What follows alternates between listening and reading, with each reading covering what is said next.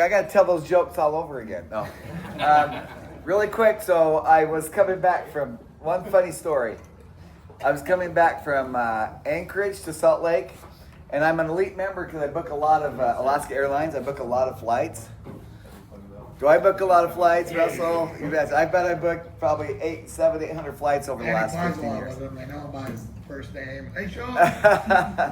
Anyway, so I never buy first class, but if there's an open line, they put me in. So I got upgraded from Anchorage to Salt Lake, but there was an empty seat by me. The plane took off, and about 10 minutes later, this gal come and brought all her stuff from 25 back there somewhere and come sit by me. And I thought, oh, it's fine. I mean, it's blonde hair, cute. It's fine. I didn't mind. But she brought her stuff too, her baggage, and put up in. Anyway, so the stewardess come up and said,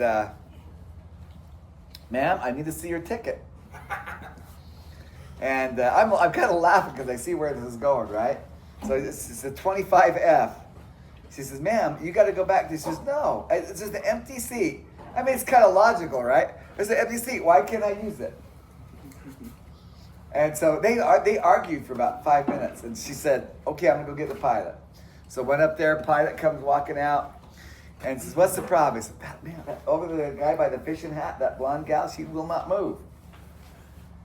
And she goes, oh, it's the guy by the handsome guy in the blonde and the fishing hat, the blonde gal? And she says, yeah. So and I'm laughing after. So he goes, hey, I've got a blonde wife. I've got 4 blonde daughters. I know exactly what to do. So he walks up and talks to her, and she gets right up immediately and goes to that. I'm laughing my head off. It's the funniest thing I've ever seen on an airline, except when we almost crashed. Anyway, the stewardess comes up. What did you tell her?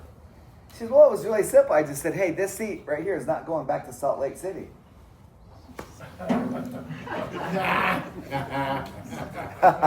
Anyway, hey, we want to thank everybody for coming. Royden and I mean, we probably talk 2 or 3 times a week, chatting about this. Appreciate Royden and helping us out. We're going down September. We're going to go down that morning. We're leaving the day before, September 29th, the evening. We'll get there probably about 6, 7 o'clock in the morning, something like that. Anybody flying down there? You're flying down? But, so the boat leaves at 11 o'clock. Okay? So On the 30th? On the 30th. So okay. Be there or be square. Okay? Bring all your gear. Roy will tell you what to bring, what not to bring. There's some things they don't want you to bring on board, right? Yeah. Okay. Make sure everybody brings a banana. No bananas, no coolers, no drugs, no guns, stuff like that. Okay. Anyway, looking forward to it. Really, this is kind of a dream come true. I see us doing this. I've already got a bunch of guys that want to come the following year. So I'd like to make this a yearly thing. Be kind of fun. Okay. Go for it, Royden. Okay. I've actually got to leave about 9:30. Well, you better So you guys get going. Better sit down and be quiet. All right, I'll shut up. So you're headed up at 9:30? Yeah. So, a couple things I want to kind of introduce everybody to is the fishing gear, the reels, the rods and reels. We're fishing with. Go ahead and pull on that, Ron. We're fishing with pretty heavy, pretty stout tackle. We've got large reels. This reel here has about 42 pounds of drag, which is more drag than any reels most of us fish with around here for sure. These are a 2-speed reel. I don't know if you guys have fished with 2-speed, but what they are, they have a high speed for like when you're casting and reeling, moving stuff in. But when you hook up with your fish, you want to keep it in the high gear. You want to keep it on the high gear until the fish gets up and down. And it might take 10 minutes, it might take a half hour to get it up and down. But you want to pretty much keep it in the high gear unless it gets to where you're needing to lift that fish and get it to move. They have buttons on the end here, end of the handle. Everybody see that? You push that in And that's low gear? And it splits your gear range. Okay. It's your easy button. It splits your gear ratio. Now this is on the Shimano reels. The Shimano reels are this way. Hey, Royden, on the rental packages, do they have the double speeds? Yeah. Okay. This here's the pin fathom, and it's a little bigger button, but it's still the button on the end of the handle. And to go in and out back into high gear, these ones here have a ring around the outside of them right there. Just turn that like just a little bit, and then button pops out. On these ones here, there's this little lever right here, just above the thing. So when you push that, it clicks it back into high gear. So watch for that. If you're in low gear trying to get the fish, and all of a sudden the fish turns and runs at the boat, what it can do is loosen the line enough to where you'll actually can lose the fish. So that's why I say you want to be in high gear. If the fish is out and about, you want to be in high gear, because they travel at about 30 to 40 miles an hour. And if that fish decides he's charging the boat, you can't keep up with him in low gear. The drags. So most of these reels are lever drags that we'll be fishing. That's this little handle here on the side. When we get there, the crew will go through and set up we'll ask the crew members to come, and they'll set it up for, you've got strike and you've got full position. You want to be real careful about pushing it into full.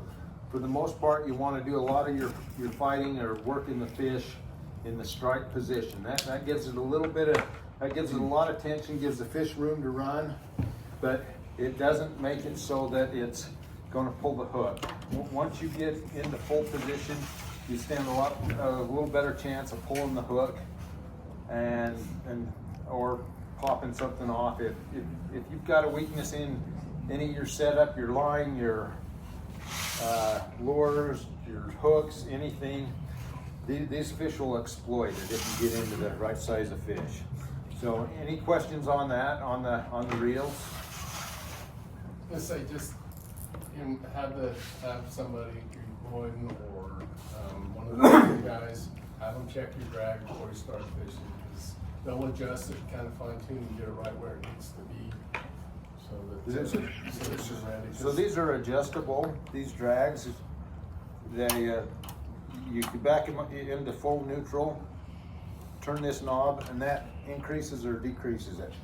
You don't want to do that while you're fighting the fish. You want that all done before, and they'll do that and pull line and see what it feels like. See if you're pulling. You want to probably be somewhere around 25 pounds of drag while when you're fishing this, and with the ability to go up a little higher. Something I do, if you're sitting there fishing, you're dropping down, you got your finger on the line. When you're fishing, I like to sit here with my hand like this. You know, you're in free spool, your lures are falling down through the water column, and if anything stops, you did not hit the bottom. You've got a fish. First thing you want to do is just kick that into gear and turn the handle. And if there's a fish there, you'll know it instantly. If there's no fish there, drop it back down and let it start falling again. And a lot of times they'll hit it on the fall, but they can also hit it on the wind. Probably 70 to 80% of the fish, though, do hit it on the fall during this nighttime fishing. So I kind of passed out made up a little paper talking about a few things, different rigs. So this would be considered a heavy rig. You've got a 100-pound line on it. You're on a 2 or 3X heavy rod. This is what we want to use for nighttime. On that, I think on this one I've got it set up to use a wind-on leader on some of these reels that we've ordered, and we'll tie a 200-pound wind-on leader on those. You can also put just the rental rods will probably have 100-pound wind-on leader. And then from there, if you've got just 100-pound wind-on leader, the next thing you want to do is have your bite leader.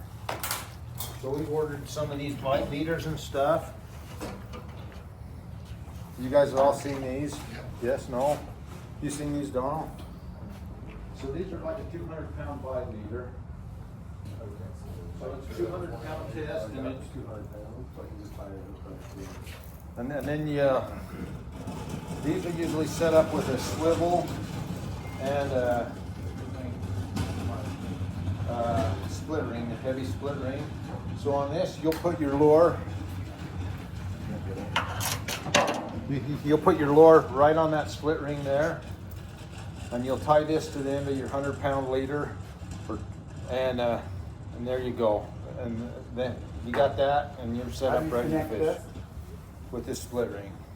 Oh, gotcha. Okay. You'll just wind that split ring onto your lure, and So you'll have that all ready to go even before there. You don't want to be messing with that at the time.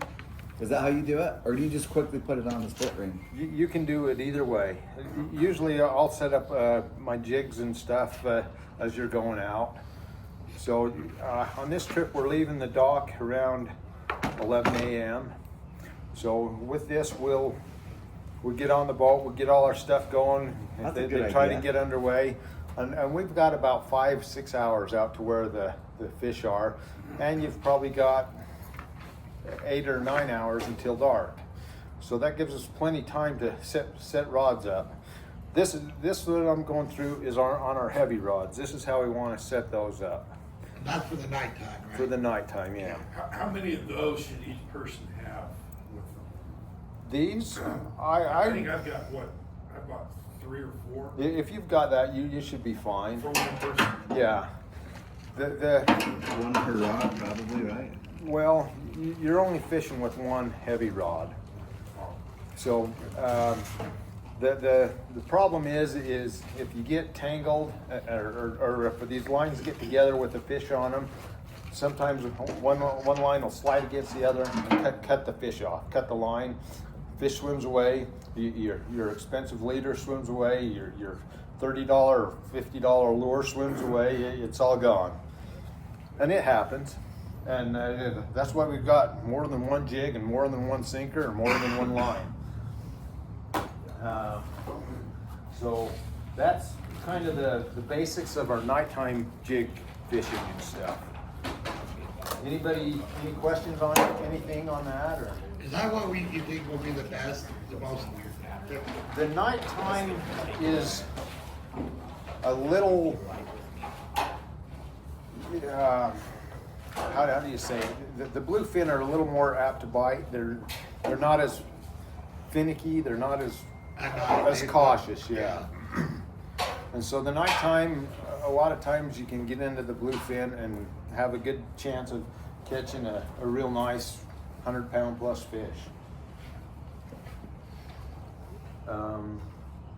Some of the different lures, something I've kind of recommended to everybody is the SK jig.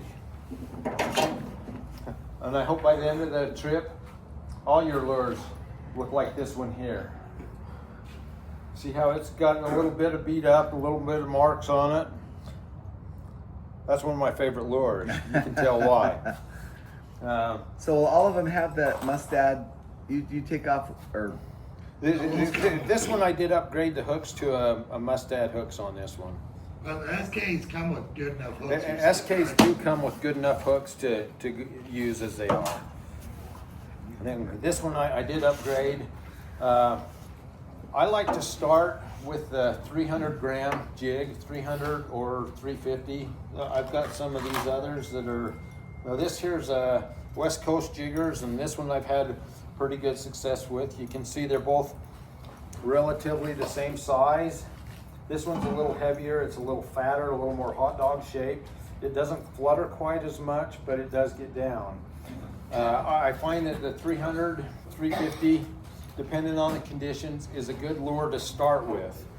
If we've got conditions where we've got wind or strong current, if the boat's drifting fast, what happens as you're dropping these lures down off your pole, they'll start to, the boat's blowing sideways.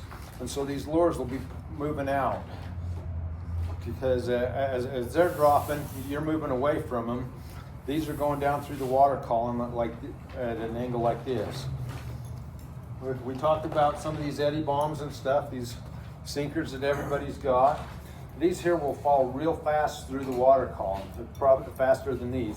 These will have a little more tendency to flutter and roll just a little bit. If they come on, they'll usually, as they're pulling up to a school of fish, they'll say, okay, we're marking fish between 250 to 350 feet. And so on our reels, our line is color-coded line. So every time you change color, you should be 100 feet, unless you've got a different line on than what we've got on this. But if you've got rental equipment, it should be 100 feet. The only exception might be is that first section may be a little bit different if it's been broke off or cut off a little bit before. What's this stuff? What are they, is that 100 feet? All the stuff they set up for? Yeah, everything that we've got set up 100-foot lines. Mine are a little different. I've got some just white line, and I've had them for a few years, and they didn't have all this fancy line when I got it. So I just took a magic marker and just put a mark on it. And at 200 feet, I got 2 marks. 300 feet, I got 3 marks. And that's the way I keep track of mine. And I really like the new lines a lot better than that. But it's several dollars to respool a reel on these. How deep is the water over into? It could be 3,000 feet. Thousands. Thousands, You'll never yeah. hit the bottom. You'll never hit the bottom. Yeah. So don't even. The only time you hit the bottom is if we're going out, maybe looking for rockfish or something. They'll pull up on a point or something out there, and usually you're fishing between 150 to 300 feet deep on something like That's a that. daytime night, right? That's typically daytime, yeah. Okay. Is it all? It's always on one side of the boat, right? Like, Yes. Okay. So, good point. Everybody wants to fish on the same side of the boat. You want the wind in your face. And they'll So- tell you. The captain will say starboard, aft, Port. Port. Yeah. And typically, I'm not sure on the Sorry. Fortune. I know when we fish on the Pacific Queen, it kind of drifts backwards a little bit, and so you end up dropping off the back of the boat. And as your lure's going down, all of a sudden you notice it going sideways a little bit because the boat's drifting. The really important thing for all of us to do, work together, is as that line's going, just follow your rod. Just walk up the side of the boat. Just keep going. You'll do that, and you'll all end up in the front of the boat. By the time you get up to about the front of the cabin up there, you should be down in the 200 or 300, 400 foot range. And what I like to do is, if he says the fish are 300 feet, I like to drop down to about 350 if it doesn't get hit. If I see that come through on my depth on my reel, I'll go ahead and reel up about 50 or 100 feet. Reel back up through the fish. Let it drop back down. You don't have to reel all the way up. Or reel up, reel down, reel up, reel down. And by then, you're also starting to scope out as you do that. Usually you can get 2 or 3 runs through like that. And then it's time to reel the whole thing in. Walk around the other side of the boat. Don't try to go by everybody. This boat does have kind of narrow sides on it. There's the bigger boats have about this much room on the side. This one's a little narrower. So passing guys on the same side's a little bit tricky. So if you can, if you're reeling up, go down the opposite side that everybody's fishing on, get on the back, drop in and start over. You just kind of work like a revolving. Yeah. Hey, I got a question for you. So I'm gonna pick on Weston. Captain comes on and says, "Okay, port side, port side." What side of the boat is the port side? Left. Whatever side everybody's going to. Wow. I have an easy way to remember. Mediocre answer. Port is a 4-letter word. So it's Left is a 4-letter word. That's how I remember. Starboard is the starboard side. That's just the opposite of port side. Okay. Thanks, Weston.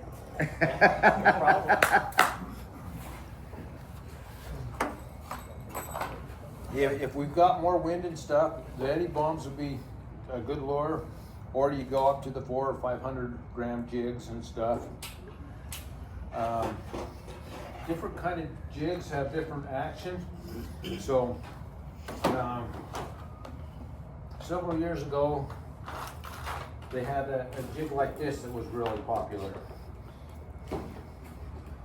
Everybody see that? That's called a Shimano butterfly flat fall jig.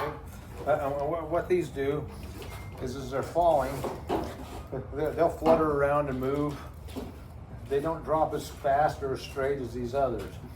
On nighttime jigging, the key is to get them down to where the fish are. This is probably not a good jig for nighttime fishing, but these are okay for during the day. A lot of times the fish will be up a little bit higher. You'll have good possibility we'll see them out foaming on top of the water, and then try to slide the boat into them, and you just kind of cast out or drop out and then let it kind of flutter down in between them. These and the cold or current sniper that we talked about on some of our stuff, like this. This is a good daytime jig. It kind of mimics the size of the bait. It looks like a little bait fish going through there. So you'll, if you can, you'll cast these out a little bit, let them sink. 8 to 10 seconds, I'd say, and then wind them. When you're winding these, we're not just slow retrieve. You want burn them. You want these things moving through the water so the fish see it as a bait fish escaping, trying to get away, and they'll chase it down and grab it. You can outreel these fish. They swim between, like I say, 30 and 40 miles an hour. So some of them you keep the trebles on and some you don't. This is a current sniper, and I do like the treble on those. You can fish them with the assist hooks. I've got some smaller assist hooks. These are size number 4, and those would be okay on these as well. Would you want to run them off the bottom or the top, or does it matter? I like to run. That's a great question. What does that mean? Run them off the bottom, off the top. So this in here is actually rigged with the hook Oh, off I the see what top, you mean. and this is Gotcha. rigged off the bottom. I actually prefer my hooks, my stuff, to run off the bottom. Tie on up here, run it off the bottom like that. So like the head is always pointing up. Yeah. Okay. I have a question. When you're setting the hook, are you setting it hard? You're not setting it. You just start reeling. If you feel anything, put it in gear. Turn the handle. We're not catching bass. It'll set it itself. They will set itself. And when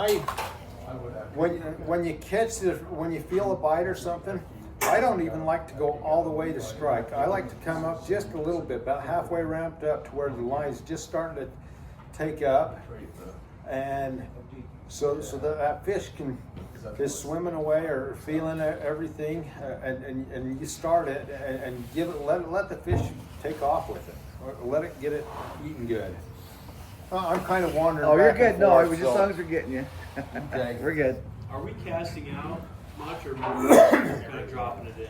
On the daytime, if you can cast a little bit, it is helpful. The problem is a lot of these conventional reels have a tendency to bird's nest and backlash and stuff. And that's one thing that scares me is if you flip a lure out there and get it out there 50 feet or something, and you're sitting here trying to pull your string out of your fishing line, and all of a sudden something bites the end of it, and everything's going that way in a hurry. I've never had it happen, but it's something that's always crossed my mind whenever I do that. So. And this is the sardine you talked about? That's with the lure. The lure. We can also fish sardines real in a similar manner during the day. What's a sardine hookup? What's an example of one of your sardine hookups? Okay. Does everybody understand they're going to have live sardines on there, we hope, or anchovies, and you hook them through the mouth? Oh, no, the tail, right? You drop them down there and watch those suckers swim away. So there's a couple ways to rig sardines. They have what they call fly line fishing, or fly line outfit, and I kind of talk a little bit about that on the paper. So fly line is basically just a bait hook tied onto the end of your fishing line, and then you just hook your sardine on that. Sardines, if they have them, I talked to them earlier this week, and listening to Let's Talk Hookup, they say they've been really spotty this year. They've been some anchovy, some small sardine, and some good sardines. And it can vary day to day. It's just what they can find and when they can find it. So that's the size of the bait determines the size of the hook we're going to be using. So when we get down there, I would say don't worry too much about buying hooks today, tomorrow. I would wait until we get down there. Fisherman's Landing has a super tackle shop. They have all this. You go in there and say, hey, we're leaving on the Fortune tonight. What bait hooks do I need? Oh, they'll get you the exact size. This is the one you want. Are they all straight edge typically? That one there's a circle hook. That's a ring circle hook. These are the bait. Yes. Roy, that's what's gonna go on these guys? No. I'll get to those in just a second. Somebody interrupted him. Wow. That was me. So My these are for fishing live bait, and that's something that's real special about the San Diego fishery is the live bait, the amount of live bait they have.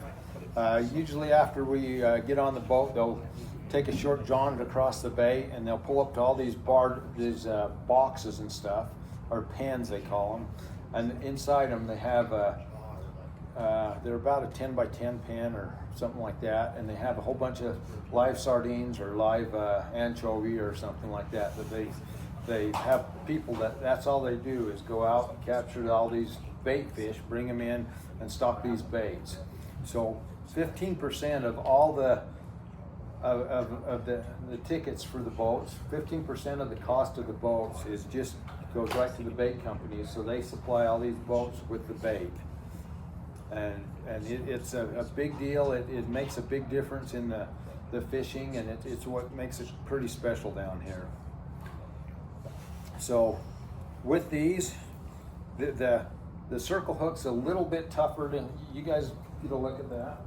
The circle hooks are a little bit tougher to pin a bait on. You kind of got to roll it in just a little bit rather than just hook it on.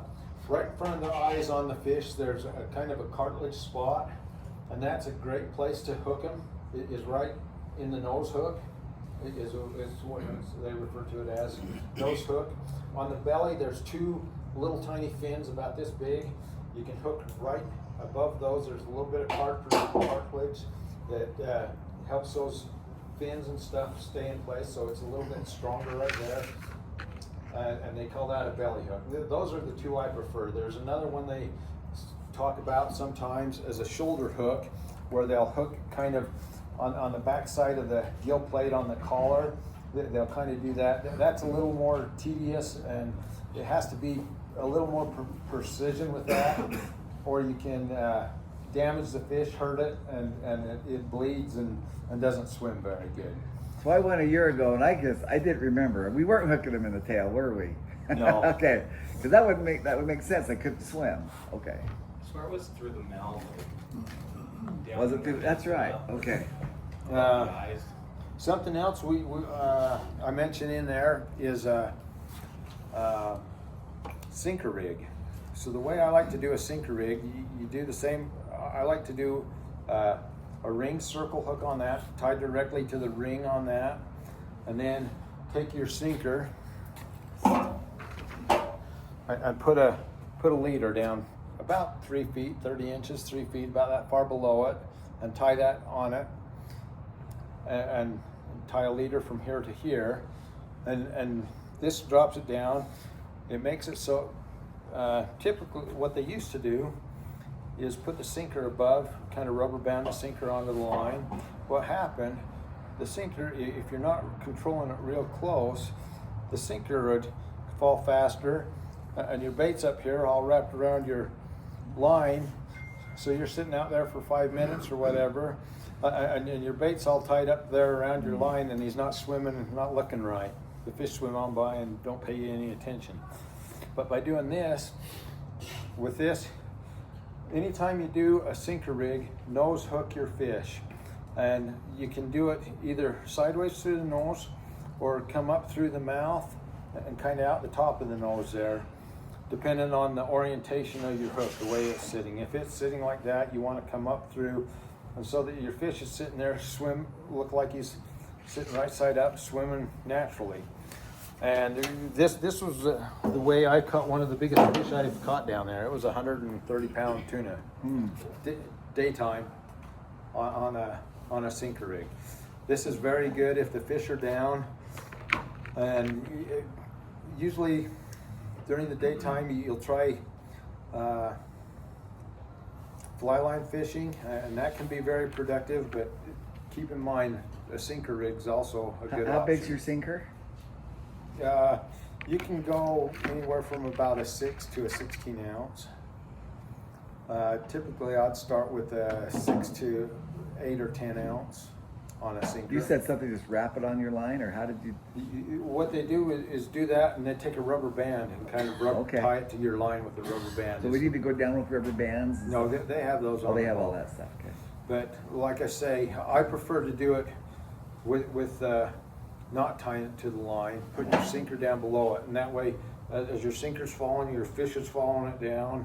As you pull up, you know, your hook, your fish isn't wrapped around your line, but it is in line, and it doesn't mess up your fish. So I have some like 6 and 8 ounce banana weights. Are those good to bring? Or is the banana weight the wrong shape? I don't know that they're as good as the torpedoes, but they'd probably work. Do they have some eddy bombs and lower weights you'd recommend getting? Yeah, just some weights. I'd recommend maybe pick up an 8 and a 10 ounce weight down there. I usually.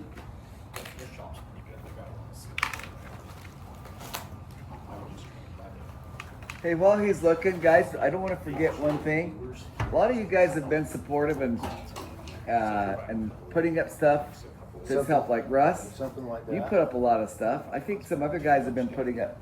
Dave, We appreciate it. What's that? Dave's always got They- something. oh yeah. Who's besides you, Russell? Royden. Russ, have you had the most experience after Royden here? I don't know, I've been 3 times. 3 times? I've got him goofed up a few times. Yeah. Who's been more than once? Weston, you've been once? I've been once. Okay. Who's been once? We got some fun beginners here. That's gonna be great. So how many have not been? The good Yeah. thing There's a few of us that are That's great. It'll make it fun. learning the first one. Is there any other questions as far as bait hooks and stuff? Did you usually tie I see the T-knot tied into it. Do you usually do that, or how do you? I have the it. hook and. I do then 2 the weight separate below. lines. Usually I'll have my main line, probably a 60 or 80 pound test line coming from the fishing rod. If the tuna are big, I like to use probably a mid-size, an 80 pound setup or something. It wouldn't be terrible to use a 100 pound, but you'd probably have to put a a little smaller leader on it, and it's going to have a tendency to drift because of the thickness of the line a little bit more. Yeah, so I like to tie onto a ring circle hook for doing a sinker rig, and then on the lower one maybe put a 30 or 40 pound line on it. And what happens is if something happens, if the sinker hangs up on anything, it's a little more apt to break off and lose that. Sometimes you just lose the sinker anyway, but you still end up with the fish. So you're talking about day. This is daytime. This is daytime. Daytime. Okay. I got all jigs, right? I got all jigs. Pretty much all jigs. Using Yeah. 4 carbon leaders Yes. during the day? Yes. All 4 carbon? So bait fishing is daytime. Bait fishing's typically daytime. That's a Whoa. that's a little circle hook that What's your fishing? for a daytime. You can go ringed or non-ringed, but if you are doing the sinker rig, you want the ringed. What it does is it just allows a little more flexibility for that bait to move independent of the line. Right at the very end, I think it'd be great if it'd be helpful for all of us new guys to take my rod and hook it up all the way, like Okay. take one and then do for nighttime and daytime. Okay. Then mine will be done. Okay. Somebody's gonna do my rod. We can do that. We've got a few minutes today to do stuff like that. Another thing during the daytime is we've talked a little bit. Had a question on the little jig paras, the tungsten jigs. These ones are a great jig. They discovered these a year and a half ago, and what they found is that the tungsten, size for size, is about 170% heavier than lead. So even though size-wise it's smaller, it's actually heavier than this here. So these fall real good. They sink real fast. The hooks I would recommend on these, you got those little green ones, Look right here. is like these here that are a little Size 2. these 4? are size 3 or 4. So this is a tungsten? Yeah, that's a tungsten. Usually they'll have a TG indicating in the Yeah, TG. And so these are You go by the price too. yeah. These are for them. Yeah, If we buy those, can we get those down there? you can get those down there. We ordered some through Mustad. We've got some over here on the giveaway table Oh, today. So Those are the ones that don't work though. Those little giveaway cables. those don't. Thanks, uh, You said you didn't want those giveaways. Yeah. so these here, if you've We ever looked gave at away something? If you've looked at the tungsten jigs, they're typically like this, about 45 to 55 bucks right now. We found some a little bit earlier that were in the $30 range, $25 to $30 range. They also have them, and these are the 180s. These ones you can find on Amazon. They have I guess they come out with a 250 or a 300 gram. And I have not been able to find those on Amazon. If anybody runs across those, post a link and share that with us. But they'll sell them at the landing. They're about $90 a piece for the lure. And then by the time you get them rigged up with the good hooks and the split rings, you can be over 100, 120 bucks to get them all rigged up. You remember once? Remember Dan Lewis last year and his daughter? They bought a 3-pack of something from somewhere. He said they had some just odd jigs off Temu, Yeah. and he had really good luck with them. And, Yeah, look at that. and again, that's highly possible. These fish, I don't think they see a lot of jigs. I think they see it one time, they bite it, and they're no longer in the gene pool. So it's hard to say, but proven time and time over. Again, I like the SK jig. It's been proven, and a lot of people have caught a lot of fish over the years with them. So that would be my recommendations. I better give these back to Gary so he has some hooks to put on his lures there. That's kind of it on the lures and stuff. Any questions or daytime fishing, nighttime fishing? Another thing they do sometimes, if conditions are right during the daytime, you'll see they'll see fish, and they might be from here to whatever that yellow thing is, or way over there. They'll be 1,000 feet or 1,000 yards away, or 500 yards away, and you can't get onto them with the boat. So they'll take off. they'll use what they call a kite. So they'll send out a kite, and below that they'll usually dangle a flying fish. And what they do is try to go along and find that and drop that flying fish in on them. And if we get an opportunity to do that during the day, that can be really interesting, really exciting. What you end up seeing is this big old tuna coming out of the water, grabbing this thing, and they just crush them. And you'll see the trip we went on in June. I saw the biggest tuna I ever seen come on a boat. It was 255 pounds that they caught on a flying fish like that off a kite. They usually, the people who get to do those big ones like that, usually their last name will start with the last name start with H, okay, and then go higher. Is that right? Come on, Russ, I gotta get you loosened up over there a little bit. Hey, real quick, what kind of fish are we fishing mainly for daytime? I mean, nighttime's maybe bluefin, right? But daytime's everything. It depends on where we're at and what's in. I think I'd like to spend at least 1 or 2 nights targeting bluefin, and during the night when they're around, when they're biting, it could be from 10 o'clock at night, 2 in the morning, 4 in the morning. It can be anywhere during the night, and you might spend up half the night and you're getting tired and nothing's happening. You've dropped them in a half dozen times, nothing's been biting, nobody's caught a fish, and you go take a nap. But you know, when you're going along down in your bunks and stuff, you hear the motors of the boat. Yeah. And usually they're kind of running at and then all of a sudden you'll hear them kind of wind down. Guy, jump up, go back up. Yeah.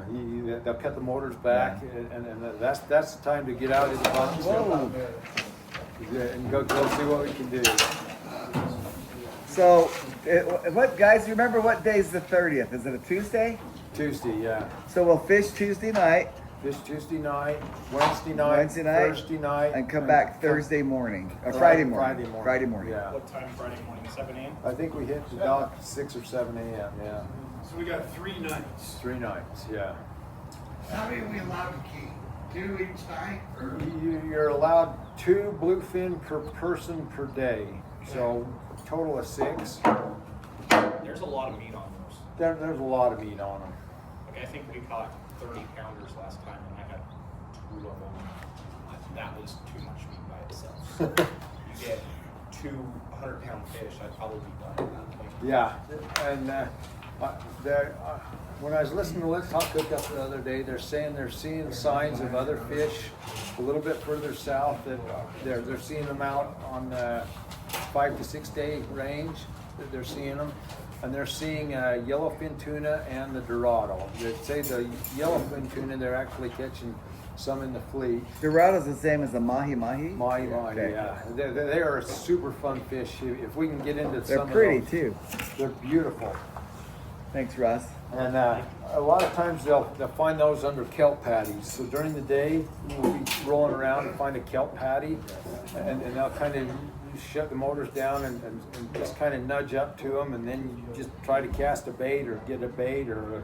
What are you using bait-wise on those? Just those casting jigs?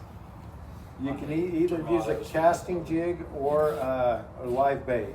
Live bait works super good on those things. They love to eat sardines and stuff like that. You can just flip one of those out and try to get it swimming away from the boat, swimming over towards the kelp patty or somewhere in the vicinity, and they'll just come up and crush it.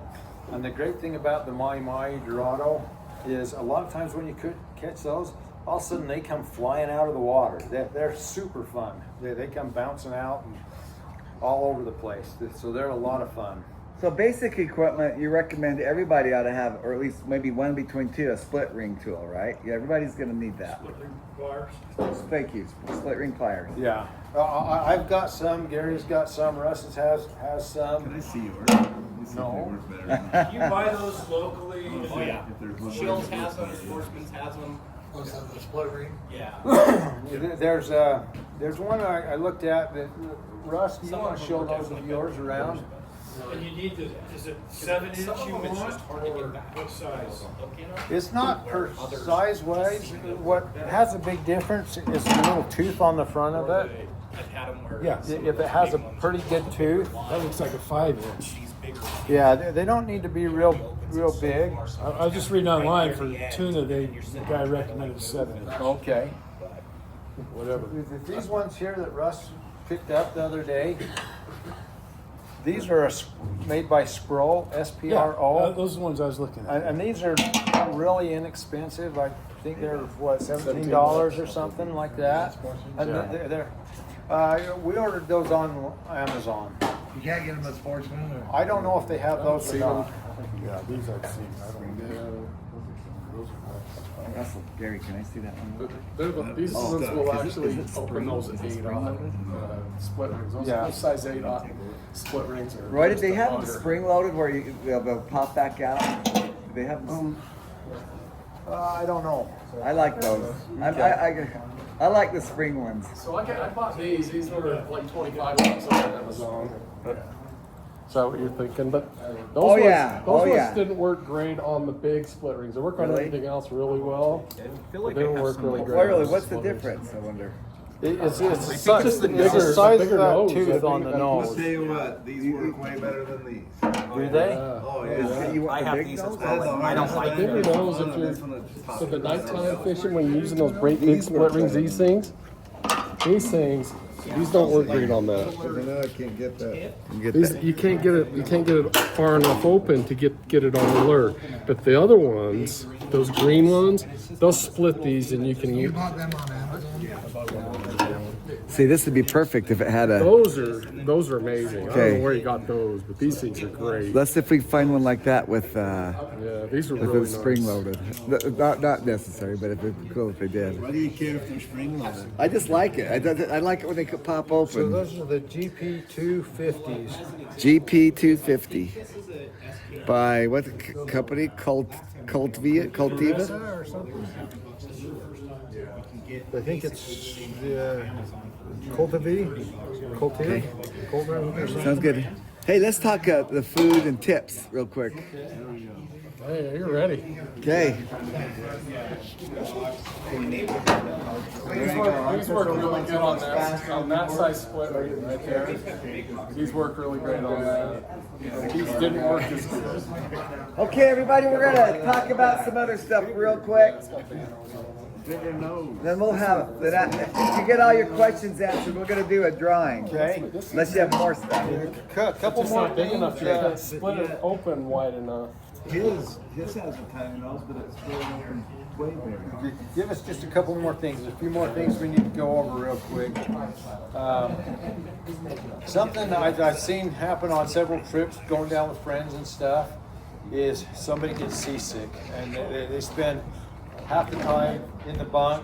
And my friend Mark, he was with us and he spent pretty much the whole trip in June down in his bunk. He finally was pulling on a fish the second night, kind of right at the end, and it was a fish that another guy had hooked, and it was a wonderful fish. I wish we could have got it at the end, but we never made it to the boat, and so he never got to fully pull in a fish on that trip.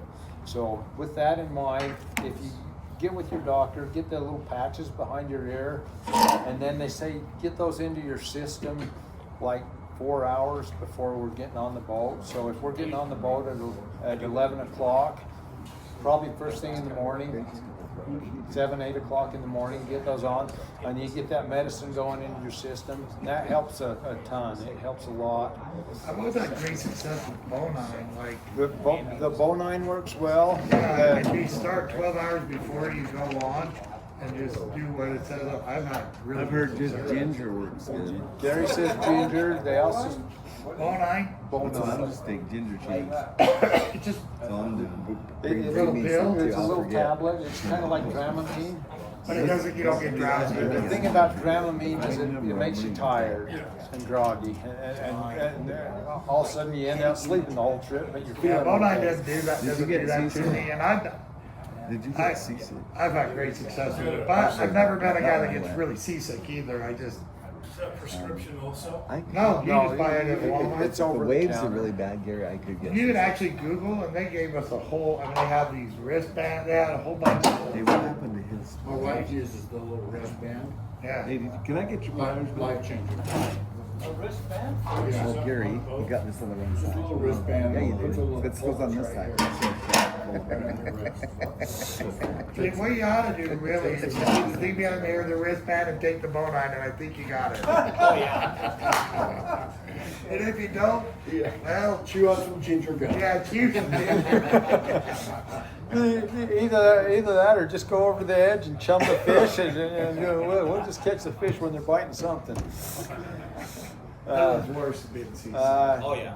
Let's talk the meals, how the meals work on the boat. So the meals should be included on this as far as I've Except, understand. they said meals, except you might have to buy your own drinks. But yeah, I think Snacks. sodas and Snacks. some of the snacks Yeah. are extra. Usually they're a couple bucks for a soda and a couple bucks for a drink. It's not bad. They keep it all cold and everything. But water, do they charge for water? I think bottled some of water, them yes. do, some of them don't. Gary, because I just put some in my backpack. They didn't check for that. I Yeah, just they don't think- care about that. Just take something and get some of that seawater out of there and Make drink sure I some of the bring seawater. everybody That's good. a half gallon of alcohol. So Hey, thank you for slapping, Corey. I appreciate that. I like this. You're gonna get first pick. So the meals and stuff are included. Tips, these guys work hard. They get you out of tangles. They bait you up. They try everything they can to Do get they us- split the tip? You just give them one and they split it all? Yeah. Or you- So usually at the end of the trip, the last morning, you go up and settle your galley tabs and stuff. Yeah. And they usually have a little jar there that you just put your tip in. what would you say what should be an average range I would for a say 3-day trip? Usually it's I'd go about 15 to 20% of your trip cost. You know, so if it's a $1,400 trip, you'd probably be $150. probably 200, 250, something like that. 250? Okay. If somebody went out of their way and above and beyond to help you and do stuff, you feel free to tip them directly too. If you don't have cash, typically someone will have a Venmo account too. On there, you do want to bring some cash with Oh, you. do you want to bring Yeah, cash? it's better. Bring cash with you. Those guys they're not upgraded with tech. They're not No. tech savvy? No, Okay. Well, It's easier Well, for no me. tax on tips, so you know, what the attitude? What tip? There was no tip. It all went in my pocket. Good idea. Okay. something else we need to talk about is fish processing. Good I idea. think we need to get on with, there's 2 or 3 fish processors in the San Diego area. Taylor, who did Yeah, I we think it use? was like Five star. 5-star. They were great. They were awesome. They were Yeah, awesome. 5-star, and I've heard great things about them. I've heard great things about all of them down there. I've never used them. I usually I've brought mine home in past times, and we'll cut them up in my backyard. My wife hates me for it. So. You guys, Jordan makes this the tuna in the little bottles, the Jars, yeah. the tuna jar, and that was where I want to do some of that. Yeah, I was gonna Make my do own. that for sure. It was really good. And it keeps for a long time. You know, you're good for 5 years in a jar. Yeah. Put it in your storage room. Yeah. You end up. Just don't put it in the jar. And we can go over some of that at a later time as we get closer to things. And then when you open the jar, you just put mayonnaise in it. Yeah, well, yeah, I usually do mine in water with a little bit of, like a half teaspoon of salt, and then just pressure cook them. And then take them out, open them up, dump the water off, and make a peanut butter sandwich. I like relish with mine. Cannon. Relish and a little mayonnaise, and got good stuff to chew It'd be on. better for me to take my pizza. Best tuna sandwich I ever had was Cab and a big bellies. long bed. Smoked tuna bellies? Smoked bellies and then just. Well, mine's fish covered. cooked I got a lemon, big and cupboard. like a tuna Mine's sandwich. covered. I can I put think all the stuff in the back. Incredible. The boat does videos Yeah. every once in a while, and they said But I'm happy if to you do bring them whatever home, Roy was they'll asking me take the if I heads would off go and quarter them out. take him. But I think Some of them will, some of them won't. I don't really We care. can talk with them on that. I mean, I put Keep in mind that getting your fish processed is, I think it runs about $1.95 a pound. So if you start thinking, wow, I'm having a great day, I'm just pulling, I've pulled in 200 pound or 450 pound fish. Keep it in mind, if you're gonna get those processed, it's gonna cost a few coins. Yeah. If you want to process them yourself, what size cooler do you recommend? I each have a couple that are like the 165 or 180s or something. They've got kill bags on Amazon that are like coolers, but they roll up, and so you can fit a lot of stuff in those. Like I've got one I can put all three of us inside of, but it rolls up. So it'll keep ice for like a day and a half, which is all you need for a drive. Really? Called a kill bag? Yeah, they're called a kill bag. Is it used for like elk and stuff like that? No, they're made for fish. Made for fish. But you can use them for anything you want. It's just a roll-up cooler bag that's made to throw animals. And you like it better than a big cooler because space? Well, a cooler, the hard coolers are going to keep ice longer, but I just need the ice to last from California to Right, Utah, so 11 right, hours. So okay. it'll hold, like the one I bought holds ice for 48 hours. It's flexible, so I can just throw it in the back of my truck, but I can also throw it in the cab of my truck while we're out, so I'm not worried about sitting in it. Okay. But it's just a kill bag for fish. Cool. Did you buy them on Amazon? I bought mine on Amazon. What would I'm just be taking my gallons big on this kill heavy bag? duty coolers. Yeah. There's a whole bunch of them on there. I don't know if they've got the really big ones in stock anymore, but I've got one that's like 800 quarts or something like that.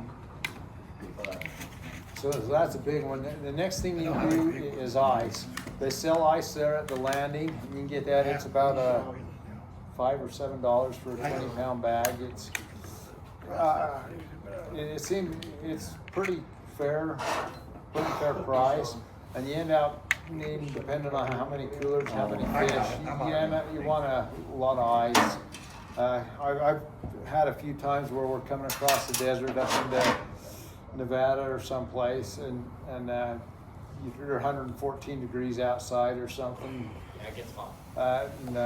it'll melt a little bit of ice, so we'll have to stop and Shouldn't put be some that more bad ice in on top of October them. though, right? It's Arizona and coming through California and Arizona to get bad. They get hot, yeah.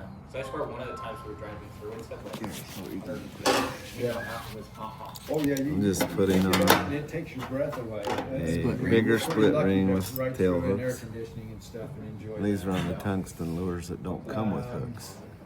So I bought these to put on I think these. all in all, why we're fishing is just keep So these are for the- track of your line. Keep These are track for of the your bigger bait. fish. Yeah. These are for the- These are for the nighttime. These sardines get a little These can crazy. use it. They'll swim all over, and they can really get you in some knots and stuff. The last thing you want to have is spider webs coming in. Somebody starts reeling in a fish or something, all of a sudden you got 7 lines on them. That's ugly. It's no fun for anybody fishing or with a fish on. It's kind of scary if you got the fish on and you got all these other lines, because they could cut your fish off or cause you to lose your fish. So it's really important that we work together. As you're walking down the side of the boat, moving around, keep an eye on your line. If your line's ahead of you, you need to keep moving. If the guy in front of you, if his line's coming back, go over, go under, and there's a lot of that on the boat coming through. And remember, if somebody catches a fish, we want to do what we can to help them get their fish in. Right. Even if it's Jerry, even if it's Sean. A lot, Sean. The thing is one thing that I noticed, some guys, they're not paying attention, they just drop down and you're bringing a fish up, Yeah. and the next thing you know, they're in your line. It's like, Yeah, and keep an eye not only on that, but keep an eye if you see something like that coming up or something. Mark Hansen on the last trip, he hooked up a couple fish, and somebody else hooked the one up, and they come right down the whole side of the boat. Their fish just swam down the side of the boat, following him, and he ended out cutting off his lure and cutting off his fish, and he said he lost about 4 of those tungsten jigs in like 2 hours or something. And he was like, and you know, it happens. That's why we don't take just one lure or one fishing rod with us. We take enough gear. Things happen. Tie another one on and keep fishing. It is a little frustrating, but don't let it get to you. I got one thing, guys. I like to talk about it. I think it's really cool. If, say, Taylor might struggle to catch fish, right? Okay, and then David's just bringing them in left and right. You know, we like to help each other out. David, here, Taylor, would you bring this in because you're struggling. I'm gonna let you bring in the next couple. I've already caught 10 today. Okay, if we could all work together that way, you know, kind of keep your eye out because some guys might struggle more than others and trying to figure it out. What Sean just said there, Mark Hansen that went with us last trip, or a year ago when we run into Sean down there, him and Russell. Mark, like I say, he had lost a few fish and struggling a little bit, and I ended up hooking one. My second or third fish, I handed him my pole. He pulled that in. Oh, great, you know. Then it was, I think, the second night. There were about 4 or 5 guys that hadn't caught one. One of them was Russell, and Well, I had them on, like, Mark, get 'em in. Mark and Russell were standing right next to each other. They dropped them down, and they both hit fish at about the same time. Russell, from the story I've heard, had his on for about 3 or 4 seconds, and then it wasn't there. Yeah. And Mark had his on, and Mark just says, "Hey, Russell," Reel it in, yeah. hands it to him, and Russell's just kind of like bewildered a little bit. Mark took his rod, reeled it in, and then blocked traffic for him. Here, coming through, we're getting this fish in. And Russell come over and give Mark a great big hug at the end, and when Mark says, "God, he hugged me so hard." Russ is a big guy. He says, "He gave me such a hug." He says, "I thought he was going to break my ribs," but he says it was one of his favorite experiences of the whole trip. Because I'd have him on all the way to the. Yeah. The one time he went to get it, and then he took off, broke the line. Yeah. So, You don't need to hug me, Rick. but it's a lot of fun. It's a good opportunity to meet each other and enjoy each other's company. Hey guys, we want to be patient with each other and just what we don't want is anybody. Get Yeah. thrown overboard. Yeah. We only lost 2 the time we went. Weston are gonna make you walk the plate. We didn't lose Okay. it. We got rid of it. Yeah, just wanted to have a good time. There you go. So, so- guys, if you have any, go ahead. Question? We have the ultimate. If someone hooks up next to you, what's the, procedure to So stay the first thing you do, if you notice you're getting bit or something, again, put your rod in gear, start to reel, and your pole bend right over, and just say, just yell, hook up, Fish on. fish on, or Fish something, and that kind of alerts the crew members to come. Hey, we got a guy up here with a fish, so they'll come over and. They'll kind of be right over your shoulder a lot of times, especially if you've got the big bluefin on at night. You know, if there's only 1 or 2 going, they'll pretty much be right on your hip the whole time. And if there was a time on my big fish I caught I was on the boat, the Islander. I've been working it around and come around, and I was up to the bow on the port side, and all of a sudden the deckhand's right there. I'm just sitting on the pole, cranking it in. And he says, "Here, let me have your rod." He grabs the rod and he runs from the front of the boat to the back of the boat. We're reeling and running. And I'm, oh, okay. I start following him down. All of a sudden he's coming back the other way. And he comes right back up. Oh, here, and hands the rod back to me. He saw something that was going on with that fish that I didn't see. He saw that fish was taken off, and with his help and assistance, he and his knowledge, he dealt with that and brought it back. And here, hand the rod back to me, and I finished pulling in the fish. But I thought it was really cool that he had that much insight to see what was happening, see what was going on. So if someone hooks on next to you, do you just reel yours in as No, quick as you no, can? you just keep going on, because a lot of times those fish might be going all over, but if you're working towards the front of the boat and there's 3 guys up there pulling on fish, or 4 or 5 guys up there, it's a good time. Once you get up to about 10 or 12 feet from them, it's a good time to pull in, go to the back and start over. So if you're right next to the guy with the fish, it's best to try to get away from them or reel in if they've got just a chaotic fish. You don't want to. Yeah.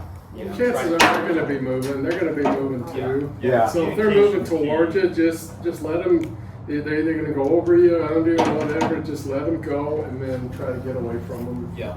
Just be aware. That's the biggest thing is the communication. Just being aware of what's happening. Because even when you're not on fish, you're gonna have people that their line's more scoped out than yours, so they got to go over behind you, and you guys just got to communicate with each other. It's just communication. And one other thing I caution everybody is if you see a guy or 2 fighting a fish, don't come and drop your lure right in between them.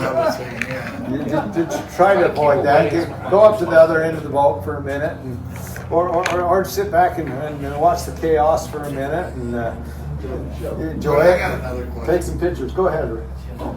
Is these reels, they're not self-leveling, right? You have to do it Correct. with your thumb. Correct. That was something that a lot of guys, They're not. Say that again. They're they're not self-leveling. So They like, don't put the line on for if you. you ever go out trolling in that, them poles that we use are like this trolling out at the lakes here. They move themselves. These you have to do it with your thumb. Level line. Yeah, you level line. Is that self-leveling? Like a big one. So you're doing it with your thumb. If not, you'll end up with a whole bunch on one side, or just so you know, this. Okay, good Not idea. those- Just one more thing to remember when you're So you want to work that line back and forth across your reel as you're filling it up. Once you start doing it, it's automatic. If anybody's going to the doctor, getting blood drawn or something, ask them for what is this, Corban or something? And I like to wrap my thumbs with it, thumb and finger. So as you're working that line back and forth, it gives you a little more skin on your thumb. Yeah, you can get that, but I keep a little bit of that in my bag with me. Couple other things we talked So about. these reels are kind of like the old bass fishing reels, where you kind of have to stop them with your thumb. No. No. No. So, what Jeff just mentioned was stopping your reel with your thumb. If these fish are taking off line, and you're sitting there, and you see all this line going away, and you got pretty good drag on it, that's something I've thought about many times. Do I want to put my thumb on? Don't put your thumb on. It'll do 2 things. It'll either take all the skin off your thumb in about 3 seconds, I can attest to this. or by if you experience. stop it, it can pull the hook or break the line. So what you're dealing here, you've got a reel that they've spent millions of dollars working on drag washers, drag pressures, stuff like that. And you've got a lot of line on there. You've probably got 500, 600, 700 yards of line on there. Let the reel do its thing. That fish is going to stop. It's going to run for a minute. Don't try to stop it. Let it do it. But when you're letting it out, so it won't rat's nest, you want to you put your thumb on it's it okay then? to put your thumb on it when you're dropping it in. That's Yeah. so it don't bird nest. I think it helps too, so when you just open spool it and let it go, it does this a lot more, right? Yeah, you'll end up getting a little more. Oh, gotcha. Okay. Put just a little bit of thumb pressure on there, it'll drop a lot faster. Okay. What else? Any other questions? What are the temperatures going to be like now? So I looked this morning on the Windy app and San Clemente Island. Right now, I think 66 for the nighttime low, and up to about 72 in the day. So it's probably similar to what we're having right now. But you might want a light jacket. You might be okay in shorts. You may want a pair of long pants. I always take a pair of long pants and a pair of shorts, and you can change throughout the day. And I like a long sleeves sun shirt, it's something that goes clear to here, and sunscreen, lip balm, hat, Oh, the boots. rubber boots. These are the boots I wear. Do you prefer the ankle type or the 12-inch? Either one, either is fine. Either is fine. If you got some, I wouldn't go out and buy some, but if you are, these are comfortable. There will be blood everywhere. Yeah. So just keep that in mind. Is that from us fighting over that fish, or? Yeah. Oh, is that okay? It's 100 pounds, it's mine. So is the shorter boot preferable or the? Just whatever's more comfortable. I like the ankle ones that just go right past the ankle. Yeah. That's what I like, just because it's easier to move around. I'm usually gonna wear pants anyway, so I'm not super Not too worried. about it. But These are easy to slip on and off.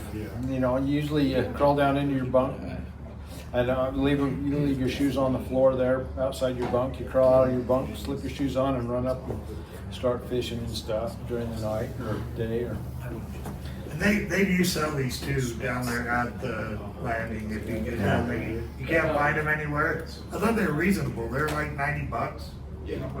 Something like that. Yeah. do you guys know the difference between fluorocarbon and monofilament line? Any questions on that? About $20. About 20 The bucks. price. Correct. Which one do you want? So your spool and stuff, I like to have braid on, and then probably 50 feet, 25 to 50 feet of monofilament of whatever weight, whatever reel I'm setting up, and then I'll put a fluorocarbon tippet on, probably easy. about 3 to 4 feet, something like that.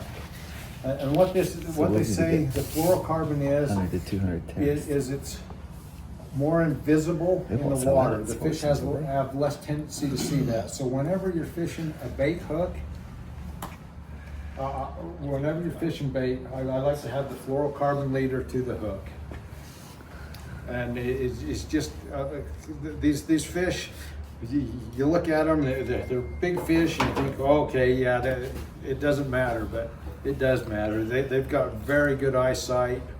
And if something's not quite right with your bait, they'll just swim on by. Does the double uni knot work to put the two together, braid to your fluoro, or do you use something else?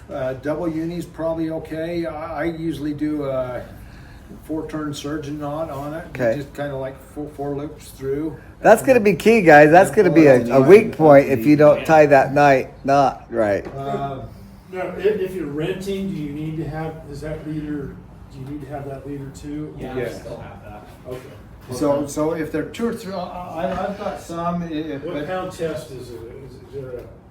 that's a good question. So what pound test are you setting up? So I've got 60, 25, 50, 30, 40. So it depends on what you're setting up. Those are all fluorocarbon. Yeah, those are all fluorocarbon. What brand? Is there one brand you like better than another? I like Seaguard. This is a Seaguard Gold. Seaguard makes good stuff. And Can you feel buy like that just at buy Cabela's, that. or you just gotta buy it online? I like to get it on Amazon. The Seaguard Gold is a little more limp. It's a little softer line. The blue label's a little stiffer. And the red label is. I like either the blue or the gold. The I'll blue get this is one. good for 50 pound and above. If you're wanting a heavy one, if you're wanting a lighter one, I like the gold.